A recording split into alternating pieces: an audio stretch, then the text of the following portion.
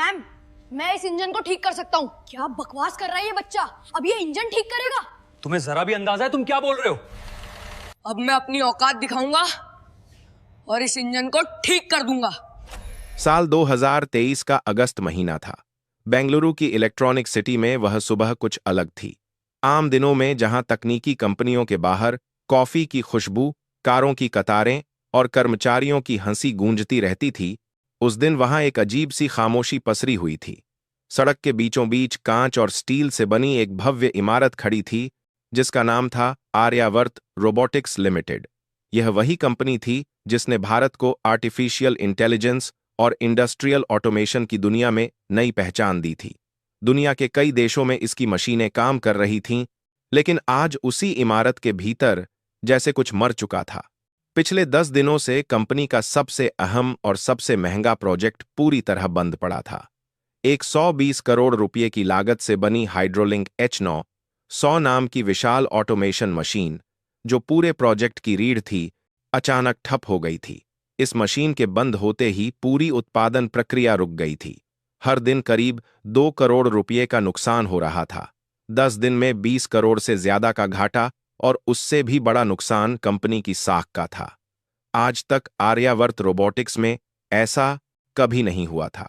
देश और विदेश से बड़े बड़े इंजीनियर बुलाए जा चुके थे। जर्मनी, जापान और दक्षिण कोरिया से आई टीमों ने मशीन का हर हिस्सा जांचा।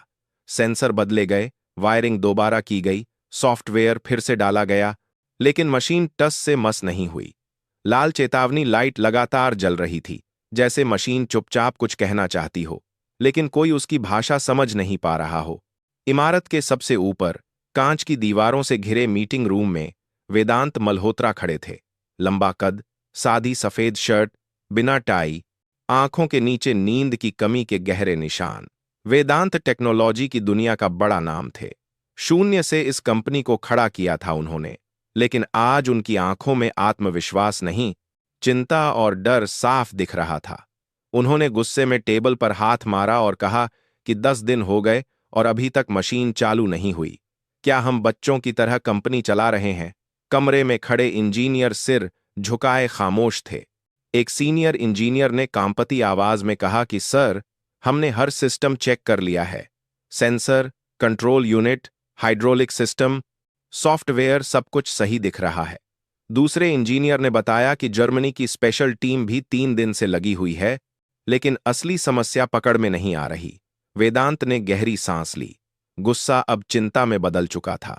उन्होंने सख्त लहजे में कहा कि आज पूरा सिस्टम फिर से शुरू से चेक होगा और शाम तक रिपोर्ट चाहिए। मीटिंग खत्म हुई। वेदांत थके हुए कदमों से लिफ्ट की ओर बढ़े और नीचे आए।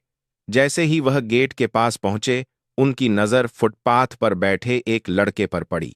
उम्र करीब 15 साल, फटे हुए कपड़े, घुटनों तक जमी धूल, एक हाथ में जूते चमकाने का ब्रश और दूसरी तरफ पॉलिश की बोतल। वह जूते पॉलिश कर रहा था, लेकिन उसकी आंखें जूतों पर नहीं थीं। वह सामने खड़ी आर्यावर्त रोबोटिक्स की ऊंची इमारत को लगातार देख रहा था, जैसे उस कांच के भीतर उसका कोई सपना कैद हो। उस लड़के का नाम आरव था। वेदांत ने उसे बस एक नजर देखा और फिर आगे बढ़ गए।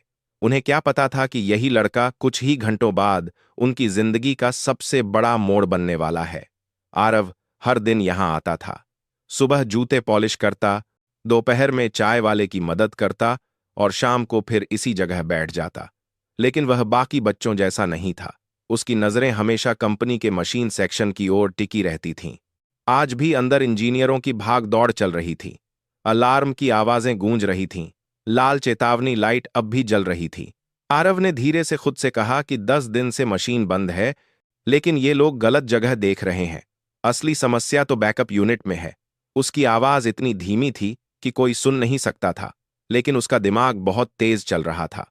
उसे पता था कि कोई उसकी बात नहीं सुनेगा, क्योंकि दुनिया जूते पॉलिश करने वाले बच्चों की बात नहीं सुनती। किसी को नहीं पता था कि यह बच्चा दिन में सड़क पर बैठता है और रात में मशीनों से बातें करता है। किसी को नहीं पता था कि उसकी जिंदगी कितनी खामोशी में लड़ रही है। आरव इमारत को देखते हुए मन ही मन बोला कि काश उसे बस 5 मिनट मिल जाएं। सिर्फ 5 मिनट। वह इस मशीन को ठीक कर सकता है, लेकिन किस्मत हर किसी को मौका सीधे नहीं देती। अक्सर वह पहले इम्तिहान लेती है, और आरव का इम्तिहान अब शुरू होने वाला था। आरव के लिए वह इमारत सिर्फ कांच और स्टील का ढांचा नहीं थी। वह उसके लिए एक सवाल थी, एक चुनौती थी, और कहीं न कहीं एक सपना भी। दिन भर सड़क किनारे बैठकर जूते पॉलिश करते हुए भी उसका मन वहीं अटका रहता था। ब्रश उसके हाथ में चलता रहता, लेकिन दिमाग मशीनों के भीतर घूमता रहता। लोग आते, जूते चमकवाते और चले जाते। कोई उसके चेहरे की तरफ ठीक से देखता भी नहीं था। सबके लिए वह बस एक गरीब बच्चा था, जिसे दिन के अंत में कुछ सिक्के मिल जाएं, वही काफी था। शाम ढलते ही जब दफ्तरों की लाइटें जल उठतीं और कर्मचारी अपने घरों की ओर लौटने लगते, तब आरव भी अपना छोटा सा सामान समेटता। उसके कदम तेज नहीं होते थे, लेकिन मन में एक बेचैनी रहती थी। उसे जल्दी थी, क्योंकि रात उसका असली स्कूल होती थी। वह स्कूल जहां किताबें नहीं थीं, ब्लैक बोर्ड नहीं था, लेकिन मशीनें थीं, जंग लगे औजार थे, तेल की गंध थी, और एक बूढ़ा आदमी था जो उसकी जिंदगी का सबसे बड़ा गुरु था। वह बूढ़ा आदमी आरव का नाना था। शहर के एक पुराने मोहल्ले में तंग गलियों के बीच उनका छोटा सा गैराज था। टिन की छत, दीवारों पर जमी ग्रीस, कोनों में पड़े टूटे पंखे, पुराने जनरेटर और अधखुले स्कूटर। बाहर से देखने वाला कोई भी आदमी कह देता कि यह जगह कबाड़ से भरी है, लेकिन आरव के लिए यह जगह किसी मंदिर से कम नहीं थी। यहीं उसने मशीनों की भाषा सीखी थी। नाना कभी इसी आर्यावर्त रोबोटिक्स में सीनियर इंजीनियर हुआ करते थे। वे उन दिनों के गवाह थे जब वेदांत मल्होत्रा एक छोटे से कमरे में बैठकर कंपनी का सपना देखा करते थे। लेकिन समय बदला, रिश्ते बदले, और नाना इस दुनिया से बाहर हो गए। अब उनकी पहचान सिर्फ एक बूढ़े मैकेनिक की थी, जिसकी आंखों में अनुभव था और हाथों में अब भी मशीनों की पकड़। रात को गैराज का दरवाजा आधा बंद होता, बाहर की आवाजें धीमी पड़ जातीं और भीतर सिर्फ औजारों की खनक सुनाई देती। नाना किसी पुराने मोटर को खोलते और आरव ध्यान से देखता। नाना समझाते कि यह पेंच सिर्फ लोहे का टुकड़ा नहीं है, यह पूरी मशीन को बांधे रखता है। अगर इसे गलत जगह घुमा दिया जाए तो पूरी व्यवस्था बिगड़ सकती है। आरव चुपचाप सुनता और हर बात को अपने भीतर उतार लेता। नाना अक्सर कहते कि मशीन को सिर्फ आंखों से मत देखो, उसे महसूस करो, उसकी आवाज सुनो, उसके कंपन को समझो। हर मशीन बोलती है, बस सुनने वाला चाहिए। आरव मुस्कुरा देता। उसे यह सब अजीब नहीं लगता था, क्योंकि वह सच में मशीनों की आवाज सुन सकता था। वह यह नहीं जानता था कि यह साधारण समझ नहीं थी, बल्कि एक असाधारण क्षमता थी। घर के भीतर हालात अच्छे नहीं थे। आरव की मां नंदिनी अक्सर बीमार रहती थीं, शरीर कमजोर हो चुका था, दवाइयां महंगी थीं, और पैसे हमेशा कम पड़ जाते थे। कई बार आरव ने अपनी मां को आधी दवा खाते देखा था, ताकि अगली खुराक के लिए कुछ बच जाए। मां जब भी उसे देखतीं, मुस्कुरा देतीं और कहतीं कि मैं ठीक हूं, लेकिन आरव जानता था कि वह झूठ है। रात को जब वह थककर जमीन पर लेटता, तब भी उसका दिमाग मशीनों के बीच घूमता रहता। उसे आर्यावर्त की वह विशाल मशीन याद आती, जो 10 दिनों से खामोश खड़ी थी। उसे लगता जैसे वह मशीन दर्द में है और मदद के लिए पुकार रही है। वह सोचता कि अगर उसे बस थोड़ी देर के लिए उसके पास जाने दिया जाए, तो वह उसकी तकलीफ समझ सकता है। अगली सुबह जब वह फिर कंपनी के गेट के पास पहुंचा, तो माहौल पहले से ज्यादा तनाव भरा था। इंजीनियरों के चेहरे उतरे हुए थे, गार्ड सख्त थे, हर कोई जल्दी में था। आरव ने अपना स्टूल लगाया और जूते पॉलिश करने लगा। लेकिन आज उसका मन कहीं और था। उसकी मां की दवाइयां खत्म हो चुकी थीं। नाना ने रात को कहा था कि बेटा, दुनिया गरीब के हुनर को तब तक नहीं पहचानती जब तक वह दुनिया को झटका न दे दे। वही बात आरव के दिल में गूंज रही थी। उसे पैसे चाहिए थे, लेकिन उससे भी ज्यादा उसे मौका चाहिए था। वह जानता था कि अगर वह मशीन ठीक कर दे तो शायद उसकी जिंदगी बदल जाए। उसने हिम्मत करके गार्ड से कहा कि बस 5 मिनट मशीन को देख लेने दे। गार्ड ने डांट दिया और धक्का देकर उसे पीछे हटा दिया। कुछ लोग हंसने लगे। किसी ने कहा कि यह बच्चा पागल है, किसी ने कहा कि इसे तो लैपटॉप भी चलाना नहीं आता होगा। आरव ने कुछ नहीं कहा। वह चुपचाप उठकर एक कोने में बैठ गया। उसके घुटनों पर धूल थी, कपड़े और गंदे हो गए थे, लेकिन उसकी आंखों में अब भी वही चमक थी। वह भीतर ही भीतर तय कर चुका था कि वह हार नहीं मानेगा, क्योंकि उसके लिए यह सिर्फ एक मशीन नहीं थी, यह उसकी मां की दवा थी, यह उसके नाना की इज्जत थी, और शायद उसकी अपनी पहचान भी। उसे नहीं पता था कि यह जिद, यह खामोश भरोसा उसे उस दरवाजे के भीतर ले जाने वाला है जहां से उसकी जिंदगी हमेशा के लिए बदलने वाली थी। उस दिन दोपहर के बाद का समय था। सूरज ऊपर था, लेकिन आर्यावर्त रोबोटिक्स के भीतर अंधेरा और भारीपन पसरा हुआ था। मशीन सेक्शन में बार बार अलार्म बज रहा था, और हर बार वह आवाज लोगों के दिलों की धड़कन और तेज कर देती थी। इंजीनियरों के चेहरे थके हुए थे, आंखों में नींद नहीं बल्कि डर था। डर इस बात का कि अगर आज भी कुछ नहीं हुआ तो कल क्या होगा, यह कोई नहीं जानता था। आरव बाहर फुटपाथ पर बैठा सब देख रहा था। अब वह जूते पॉलिश कम कर रहा था और कंपनी की तरफ ज्यादा देख रहा था। उसे ऐसा लग रहा था जैसे मशीन उसे बुला रही हो। हर बार जब लाल लाइट चमकती, उसके भीतर कुछ चुभता। वह खुद से कहता कि यह मशीन खराब नहीं है, इसे जानबूझकर रोका गया है, यह कोई हादसा नहीं है। लेकिन उसकी यह समझ, उसकी यह आवाज बाहर की दुनिया तक पहुंच ही नहीं पा रही थी। अचानक मशीन सेक्शन से तेज सायरन की आवाज आई। स्क्रीन पर सिस्टम क्रिटिकल एरर लिखा चमक उठा। कुछ इंजीनियर घबराकर बाहर की ओर दौड़े। गार्ड सतर्क हो गए। माहौल और ज्यादा तनावपूर्ण हो गया। आरव भी डर गया, लेकिन उसकी नजरें मशीन के कंट्रोल रूम पर टिक गईं। उसे साफ दिख रहा था कि लोग फिर वही कर रहे हैं जो पिछले 10 दिनों से कर रहे थे। सेंसर, स्क्रीन, कोड, लेकिन कोई भी वहां नहीं देख रहा था जहां असली गड़बड़ी छुपी हुई थी। वह धीरे से उठा और गेट के पास चला गया। उसने हिम्मत करके फिर से अंदर झांकने की कोशिश की। तभी एक गार्ड ने उसे देख लिया और गुस्से में चिल्लाया, क्या है रे, बार बार यहां क्यों आ जाता है? उसने आरव को जोर से धक्का दिया। आरव संतुलन खो बैठा और सड़क पर गिर पड़ा। उसके हाथ से ब्रश और बोतल दूर जा गिरे। कुछ लोग रुककर देखने लगे। किसी ने हंसते हुए कहा कि यह बच्चा सच में पागल है। किसी ने कहा कि इतनी बड़ी कंपनी में यह क्या कर लेगा। आरव उठा, कपड़ों से धूल झाड़ी और चुपचाप वापस अपने कोने में बैठ गया। उसकी आंखों से आंसू निकल आए, लेकिन उसने उन्हें जल्दी से पोंछ लिया। उसे रोना नहीं था, उसे बस एक मौका चाहिए था। वह जानता था कि अगर वह अंदर गया और सही जगह दिखा दी तो सब बदल सकता है। लेकिन वह यह भी जानता था कि उसकी शक्ल, उसके कपड़े और उसका पेशा उसके सबसे बड़े दुश्मन हैं। शाम ढलने लगी थी। वेदांत मल्होत्रा थके हुए कदमों से बाहर आए। सिर भारी था, आंखें जल रही थीं। 10 दिनों की नींद एक साथ उतर आई थी। जैसे ही वह गेट के पास पहुंचे, उनकी नजर फिर उसी लड़के पर पड़ी। वही लड़का जो सुबह से वहीं बैठा था। अब वह चुपचाप जमीन पर बैठा था। उसके पास कोई ग्राहक नहीं था। ब्रश एक तरफ पड़ा था, लेकिन उसकी नजरें अब भी कंपनी के भीतर थीं। वेदांत कुछ पल रुके। उन्हें नहीं पता क्यों, लेकिन उस लड़के की आंखों में उन्हें कुछ अलग दिखा। कोई लालच नहीं, कोई चालाकी नहीं, सिर्फ एक बेचैन सच्चाई। उन्होंने गार्ड से पूछा कि यह लड़का यहां बार बार क्यों आता है। गार्ड ने झुंझलाकर कहा कि सर, यह कहता है कि मशीन ठीक कर देगा, मशीनों की तरफ घूरता रहता है।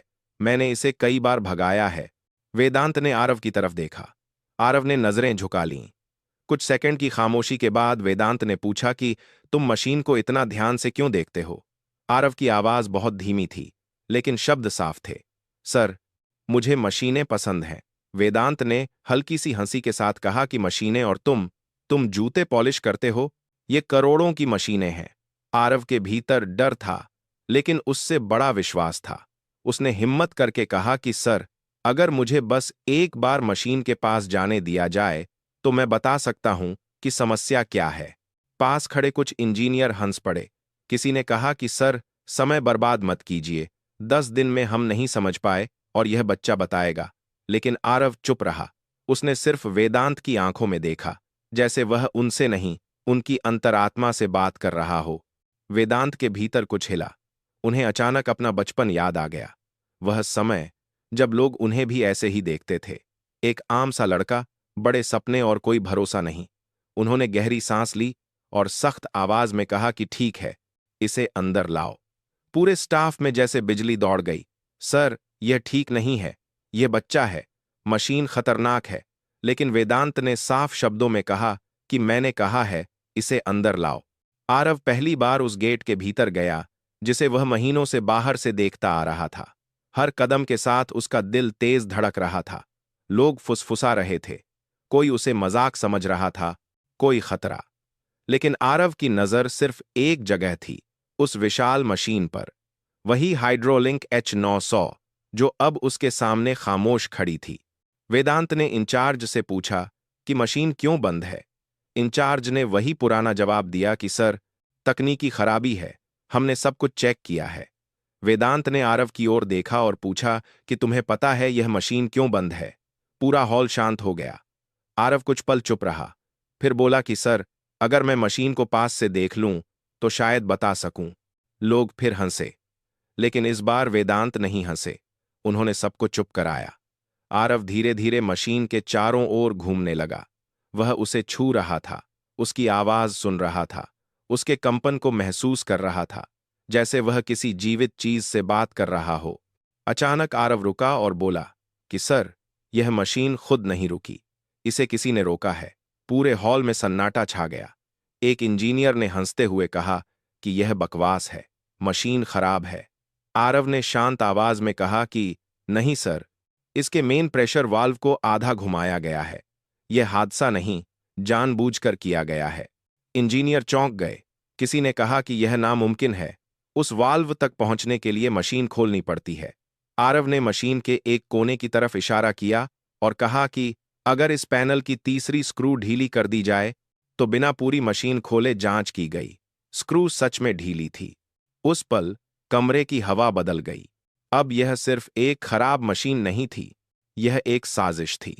और उस साजिश को सबसे पहले पहचानने वाला एक जूते पॉलिश करने वाला बच्चा था। कमरे में अचानक ऐसा सन्नाटा छा गया था जैसे किसी ने हवा को भी रोक दिया हो। मशीन सेक्शन, जो कुछ देर पहले तक शोर और बहस से भरा था, अब बिल्कुल शांत था। सबकी निगाहें कभी उस ढीली स्क्रू पर जातीं, कभी आरव के चेहरे पर। किसी के पास बोलने के लिए शब्द नहीं थे। 10 दिनों से जिन इंजीनियरों की समझ यहां आकर ठहर गई थी, वहां एक 15 साल का बच्चा बिना किसी औपचारिक पढ़ाई के साजिश की तरफ इशारा कर चुका था। वेदांत मल्होत्रा ने गहरी सांस ली। उनके भीतर अब तक जो डर था वह एक अजीब सी स्पष्टता में बदल रहा था। उन्होंने शांत लेकिन दृढ़ आवाज में पूछा कि अगर यह वाल्व जानबूझकर घुमाया गया है तो क्या मशीन फिर से चालू हो सकती है? कमरे में कुछ इंजीनियर बेचैन हो उठे। किसी ने कहा कि सर, यह मशीन बेहद संवेदनशील है, जरा सी गलती से विस्फोट भी हो सकता है। किसी ने कहा कि बच्चा है, इसे जिम्मेदारी मत दीजिए। लेकिन वेदांत की नजरें आरव पर टिकी थीं।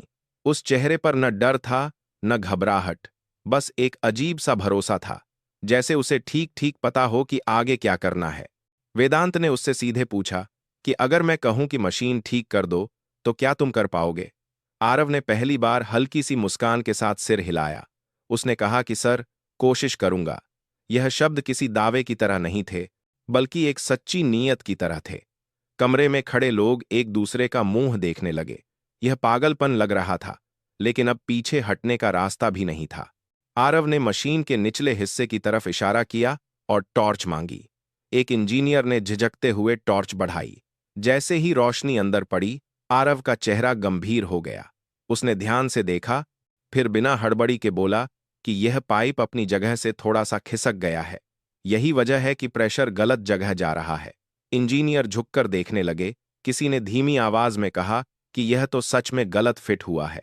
आरव ने हाथ अंदर डाला और बड़ी सावधानी से पाइप को उसकी सही जगह पर घुमाया। यह कोई जल्दबाजी नहीं थी। उसके हर मूवमेंट में अभ्यास था, जैसे उसने यह काम सैकड़ों बार किया हो। उसके बाद वह मशीन के दाईं तरफ गया, जहां एक बड़ा जंक्शन बॉक्स हल्का सा कंपन कर रहा था। उसने बॉक्स पर हाथ रखा और तुरंत पीछे हट गया। उसने कहा कि अगर अभी मशीन चालू की गई तो ब्लास्ट हो सकता है। पूरा स्टाफ घबरा गया। वेदांत ने आगे बढ़कर पूछा कि क्यों? आरव ने शांत आवाज में समझाया कि इस बॉक्स की वायरिंग बदल दी गई है। पॉजिटिव और नेगेटिव तार उलट दिए गए हैं। यह कोई गलती नहीं, जानबूझकर किया गया काम है। एक इंजीनियर के मुंह से निकल पड़ा कि यह तो कोई अंदर का आदमी ही कर सकता है। आरव ने कहा कि उसे सिर्फ 10 मिनट चाहिए। अगर वह गलत हुआ तो वह खुद यहां से चला जाएगा। वेदांत ने बिना किसी हिचक के कहा कि शुरू करो। कुछ इंजीनियर अब भी असहज थे, लेकिन किसी में विरोध करने की हिम्मत नहीं थी। औजार दिए गए, स्क्रू ड्राइवर, प्लास और इंसुलेटेड टूल्स। आरव ने बिना वक्त गंवाए काम शुरू किया। वह तारों को पहचान रहा था, जैसे वे उसके पुराने दोस्त हों। उसने गलत जुड़े तारों को अलग किया और फिर उन्हें सही क्रम में जोड़ दिया। स्क्रीन पर डेटा बदलने लगा, प्रेशर लेवल स्थिर होने लगा। कमरे में खड़े लोग सांस रोके सब देख रहे थे। किसी को यकीन नहीं हो रहा था कि यह सब एक बच्चे के हाथों हो रहा है। 10 मिनट पूरे हुए। आरव मशीन के सामने आकर खड़ा हो गया। उसने कहा कि अब इसे चालू किया जा सकता है। कुछ लोग डर गए, किसी ने कहा कि अभी मत कीजिए, लेकिन वेदांत ने किसी की नहीं सुनी। उन्होंने आरव की तरफ देखा और कहा कि तुम ही ऑन करो। आरव धीरे धीरे मुख्य बटन के पास गया। उसने एक पल आंखें बंद कीं, जैसे मशीन से कुछ कह रहा हो। फिर बटन दबाया। 1 सेकंड, 2 सेकंड, 5 सेकंड। हर सेकंड भारी लग रहा था। अचानक मशीन के भीतर हलचल हुई। लाल लाइट बंद हो गई और उसकी जगह हरी लाइट जल उठी। पूरी मशीन जाग उठी, जैसे 10 दिनों की नींद के बाद किसी ने उसे आवाज दी हो। कमरे में शोर गूंज उठा। किसी ने कहा कि यह हो गया, किसी ने तालियां बजाईं, कोई अविश्वास में सिर हिला रहा था। लेकिन वेदांत चुप खड़े थे। उनकी आंखें नम थीं और निगाहें आरव पर टिकी थीं। उन्होंने धीमी आवाज में कहा कि तुमने कर दिखाया।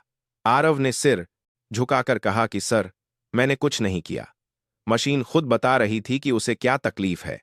उस पल वेदांत को एहसास हुआ कि यह बच्चा सिर्फ एक हुनर नहीं, बल्कि एक कहानी है। एक ऐसी कहानी जिसका सच अभी सामने आना बाकी है। उनके मन में एक सवाल जोर पकड़ने लगा, यह बच्चा आखिर है कौन?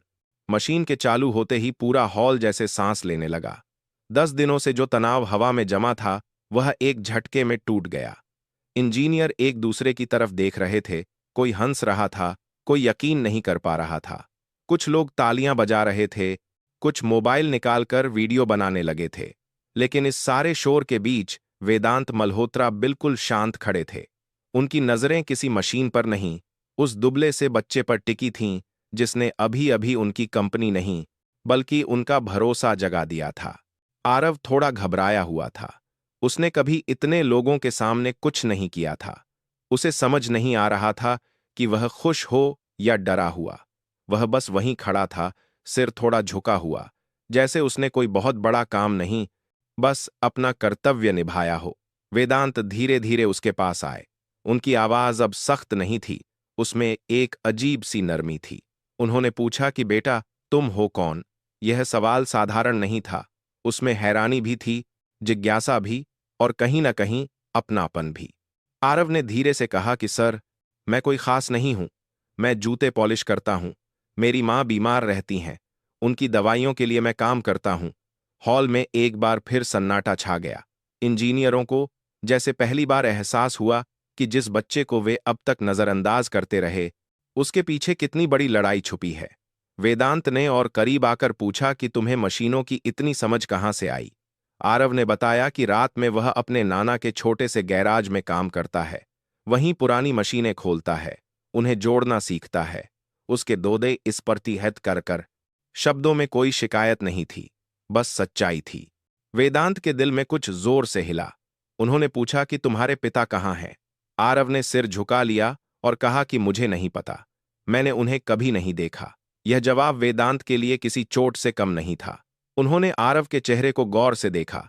उसकी आंखें, उसकी नाक, उसका बोलने का तरीका, सब कुछ उन्हें जाना पहचाना सा लग रहा था। एक पुरानी याद जिसे उन्होंने सालों पहले दबा दिया था, अब अचानक सामने खड़ी थी। वेदांत ने धीमी आवाज में पूछा कि तुम्हारी मां का नाम क्या है? आरव ने कहा, नंदिनी। पूरा नाम नंदिनी शर्मा। यह सुनते ही वेदांत का चेहरा सफेद पड़ गया। उनकी सांस कुछ पल के लिए अटक गई। नंदिनी शर्मा वही नाम था जिससे उन्होंने 15 साल पहले एक गलतफहमी में रिश्ता तोड़ लिया था। वह वक्त, वह झगड़ा, वह दूरी, सब कुछ एक साथ उनकी आंखों के सामने घूम गया। उन्होंने कांपती आवाज में पूछा कि तुम्हारी उम्र कितनी है? आरव ने कहा, 15 साल, वही उम्र, वही समय, वही कहानी। वेदांत वहीं कुर्सी पर बैठ गए। उनके हाथ कांप रहे थे। उन्होंने लगभग फुसफुसाते हुए पूछा कि क्या तुम्हारी माँ ने कभी तुम्हारे पापा की तस्वीर दिखाई? आरव ने कहा कि नहीं, माँ कहती हैं कि कुछ तस्वीरें खो गईं और कुछ उन्होंने खुद फाड़ दी। अब वेदांत को किसी सबूत की जरूरत नहीं थी। उनके सामने खड़ा बच्चा उनका अपना बेटा था, जिसे किस्मत ने 15 साल बाद उनके सामने ला खड़ा किया था, वह भी ऐसे हालात में जहां उन्होंने उसकी काबिलियत को पहले ही देख लिया था। वेदांत की आंखों से आंसू बह निकले। उन्होंने अचानक आरव को अपने सीने से लगा लिया। आरव घबरा गया। उसने कभी किसी अमीर आदमी को यूं रोते नहीं देखा था। वेदांत ने टूटती हुई आवाज में कहा कि बेटा, माफ कर दो, मुझे नहीं पता था, मैंने तुम्हें खो दिया था। हॉल में खड़े लोग दंग रह गए। फुसफुसाहट फैल गई। क्या यह बच्चा मालिक का बेटा है? आरव पीछे हट गया। उसके लिए यह सब बहुत बड़ा था। उसने डरते हुए कहा कि सर, ऐसा मत कहिए, हम बहुत गरीब हैं, मेरी मां बहुत तकलीफ में है। वेदांत ने उसका चेहरा दोनों हाथों में लिया और कहा कि गरीबी किसी रिश्ते को नहीं बदलती। अगर तुम मेरे बेटे हो तो तुमने आज सिर्फ एक मशीन नहीं, मेरी पूरी जिंदगी ठीक कर दी है। अगले दिन डीएनए जांच हुई। सच सामने आया। आरव वेदांत मल्होत्रा का ही बेटा था। खबर पूरे ऑफिस में फैल गई। वही बच्चा जिसने कंपनी को बचाया था, अब उसी कंपनी के मालिक का खोया हुआ वारिस था। वेदांत उसी शाम आरव को लेकर उसके घर पहुंचे। तंग गली, छोटा सा कमरा, दरवाजे के पास रखा जूते पॉलिश का डिब्बा। वेदांत का दिल भर आया। भीतर नंदिनी बैठी थीं, कमजोर शरीर, लेकिन आंखों में वही सादगी। वेदांत ने उन्हें देखा और टूट गए। उन्होंने माफी मांगी। नंदिनी की आंखें भर आईं, लेकिन उसमें शिकायत नहीं थी, बस थकान थी। उन्होंने कहा कि अब देर हो चुकी है, लेकिन शायद किस्मत ने अब सही समय चुना है। नंदिनी का इलाज शुरू हुआ। नाना को कंपनी में सम्मान के साथ वापस लाया गया। आरव का दाखिला अच्छे स्कूल में हुआ। लेकिन सबसे बड़ी बात यह थी कि आरव की पहचान अब सिर्फ एक जूते पॉलिश करने वाले बच्चे की नहीं रही। वह एक बेटा था, एक हुनरमंद दिमाग था, एक भविष्य था। आरव आज भी मशीनों के पास खड़ा होकर उन्हें सुनता है। फर्क सिर्फ इतना है कि अब लोग उसकी बात सुनते हैं। वेदांत जब भी उसे काम करते देखते हैं तो मन ही मन कहते हैं कि काश मैंने उसे कभी खोया ही न होता। लेकिन आरव मुस्कुराकर कहता है कि अगर मैं खोया न होता तो शायद मुझे मशीनों की दुनिया नहीं मिलती और शायद मैं आपको कभी वापस नहीं पाता। कभी कभी जिंदगी पहले हमें तोड़ती है, फिर जोड़ती है, लेकिन जब जोड़ती है तो इतनी खूबसूरती से कि पुराने सारे दर्द भी किसी इनाम जैसे लगने लगते हैं। दोस्तों, अगर यह कहानी आपके दिल को छू गई हो तो कमेंट में जरूर बताइए और यह भी लिखिए कि आप यह कहानी भारत के किस कोने से सुन रहे हैं, क्योंकि शायद कहीं ना कहीं किसी फुटपाथ पर बैठा कोई और आरव भी अपनी किस्मत का इंतजार